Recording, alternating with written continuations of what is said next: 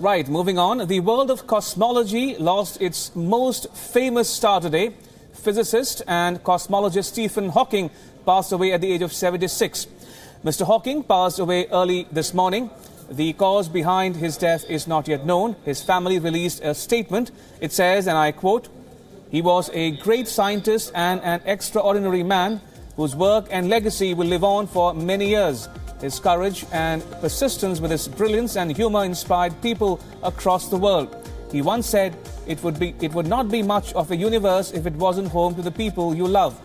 We will miss him forever," unquote. Now, Stephen Hawking was diagnosed with a motor neuron disease when he was 21 years old. At that time, doctors predicted he will have 2 more years to live. He became a well-known name when he wrote the book, A Brief History of Time.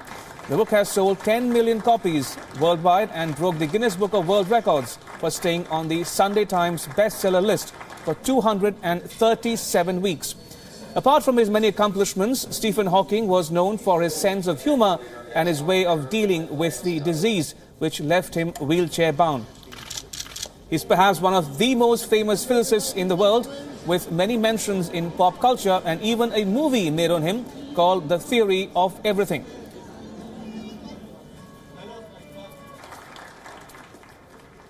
Right, and my colleague Aisha Sindhu joins me from the WION newsroom. Good evening, Aisha. What might be Stephen Hawking's legacy, and the tributes keep pouring in from all over the world? How do you look at his legacy? You know, it's so interesting, Ramesh, you were mentioning just now how he left an impact, not just through his science, but the fact that he was also, you know, such an integral part of pop culture.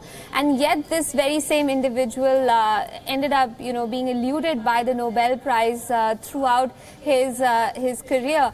And it's so surprising. In fact, some channels have even, you know, called him a Nobel laureate when he, in fact, was not. So I think part of the legacy of, you know, Mr. Hawking was not just about his contribution to science, but really the enigma that he became, somebody who battled through this debilitating disease. He didn't want to be defined by the fact that he was in a wheelchair. He was fiercely independent. There are stories of how he tried to continue using crutches while he was at Cambridge and only resigned himself to a wheelchair when it was almost pretty clear that he won't be able to get around the campus without you know, using a wheelchair.